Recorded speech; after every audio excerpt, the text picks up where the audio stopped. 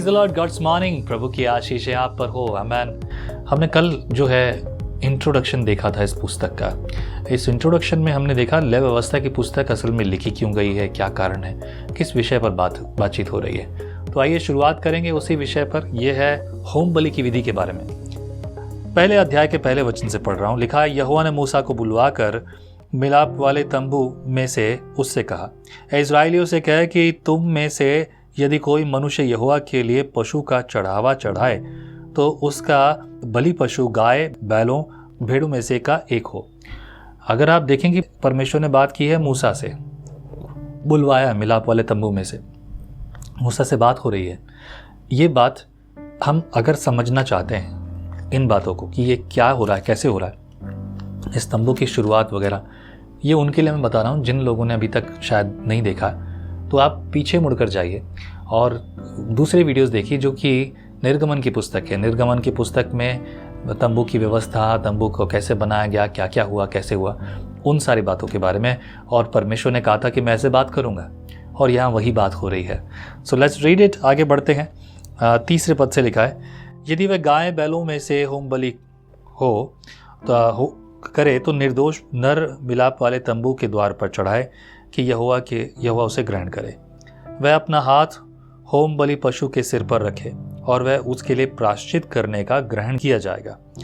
तब वह उस बछड़े को यहोवा के सामने बलि करे और हारून के पुत्र जो याजक हैं वे लहू को समीप ले जाकर उस वेदी के चारों ओर छिड़के जो मिलाप वाले तंबू के द्वार पर है।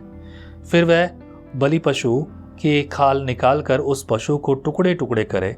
तब हारून याजक के पुत्र वेदी पर आग रखें और आग पर लकड़ी सजा कर रखें और हारून के पुत्र जो याजक हैं वे सिर और चर्बी समेत पशु के टुकड़ों को उस लकड़ी पर जो वेदी की आग पर होगी सजा कर रखें और वह उसकी अतड़ियों और पैरों को जल से धोए। तब याजक सबको वेदी पर जलाए कि वह होम बलि यहोवा के लिए सुखदायक सुगंध वाला हवन ठहरे। यदि वह भेड़ों या बकरों की होम बलि चढ़ाए तो निर्दोष नर को चढ़ाए और वह उसको यहोवा के आगे वेदी के उत्तरी ओर बलि करे और हारून के पुत्र जो याजक हैं वे उसके लहू को वेदी के चारों ओर छिड़के और वह उसके टुकड़े टुकड़े करे और सिर और चर्बी को अलग करे और याजक इन सब को उस लकड़ी पर सजा कर रखे जो वेदी की आग पर होगी और वह उसकी अतड़ियों को, पैरों को जल से धोए और याजक सबको समीप ले जाकर वेदी पर जलाए कि वह होम बलि और यहोवा के लिए सुखदायक सुगंध वाला हवन ठहरे। यदि वह यहोवा के लिए पक्षियों की होम बलि चढ़ाए तो पंडकों या कबूतरों का चढ़ावा चढ़ाए। याजक उसको वेदी के समीप ले जाकर उसका गला मरोड़ के सिर को धड़ से अलग करे और वेदी पर जलाए और उसका सारा लहू उस वेदी के बाजू पर गिराया जाए और वह उसकी गल थैली को मल सहित निकालकर वेदी के पूर्व की ओर राख डालने के स्थान पर फेंक दे और वह उसको पंखों के बीच से फाड़े पर अलग अलग न करे। तब याजक उसको वेदी पर उस लकड़ी के ऊपर रखकर जो आग पर होगी जलाए कि वह होम बलि के लिए यहोवा के लिए सुगंधदायक हवन ठहरे। यह होम बलि की विधि। देखिए यहाँ पर 2-3 व्यवस्थाएं परमेश्वर ने पहले ही दी हैं। पहला तो वो बैलों को और बड़े जानवरों को जो है बलिदान करें। यदि वो असमर्थ है करने में तो वो पक्षियों की बलि कर सकता है। अगर पक्षियों के लिए भी मुश्किल है तो वो क्या करा, अन्न बलि दे सकता है इन जगहों पर, लेकिन अपनी सामर्थ्य के अनुसार, अपनी मर्जी से नहीं, परंतु जिसका जो है जो ठहराया जाए। और याजक से भी पूछा जाएगा। याजक कई जगहों पर जो है भरने के बारे में बात कर रहा है। यहाँ ये व्यवस्थाएं जो है याजकों को दी गई और लोगों को दी गई कि वो याजकों के द्वारा इन बलियों को करें। ऐसा करके लोगों को परमेश्वर ने एक व्यवस्था दी और उसी व्यवस्था पर हम लय व्यवस्था की पुस्तक में बात करेंगे। आमीन। प्रभु आपके साथ हो प्रियो। आइए प्रार्थना करते हैं, बल पाते हैं। हो सकता है आगे आने वाले अध्याय आपके लिए हो सकता है बोर करने वाले हों कि ये क्या है, बस इस तरह से बलि किया जाए।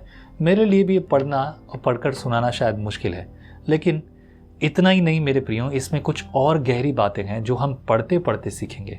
प्रभु आपके साथ हो, बल पाएं, धीरज धरिए, हर प्रकार का मजा लीजिए। हमें आइए संगति करते हैं। प्रभु परमेश्वर, तेरी भलाई, तेरी करुणा, तेरी कृपा इनके लिए, इनके परिवार के लिए, इनके परिवार के हर एक जन के लिए हो। तेरे अनुग्रह से, तेरी दया से, तेरी कृपा से प्रभु ये फलवंत और बलवंत होते जाएं, आगे बढ़ते जाएं। वचन से सिखा, तेरी सामर्थ से सिखा, ताकि प्रभु हम तेरे आगमन के लिए तैयार हों। आज का पूरा दिन आशीष का दिन हो, भलाइयों का दिन हो, तेरी ओर से सुरक्षा का दिन हो। धन्यवाद हमारी प्रार्थना सुनने के लिए। प्रार्थना में प्रभु यीशु मसीह नासरी के नाम से मांगता हूँ यहोवा, आमीन आमीन। प्रभु आप सबके साथ हो, आपके जीवन में कार्य करे, आपके लिए भलाई के मार्गों को शुरू करे। आमीन। अगली सुबह फिर से मिलते हैं नए अध्याय के साथ, आगे की बात को करेंगे। प्रभु आपके साथ है। जय मसीह की। आप कहते हैं एक कप कॉफी मेरा दिन बना देती है, पर आपका मॉर्निंग डिवोशन विजनरी रेडियो और टीवी पर आपकी जिंदगी बना सकता है। हम हमेशा सोचते हैं कि शायद मैं भी बाइबल कॉलेज जाकर बाइबल को अच्छे से सीखता, पर अब आपके लिए है visionary TV, deep Hindi Bible study के लिए।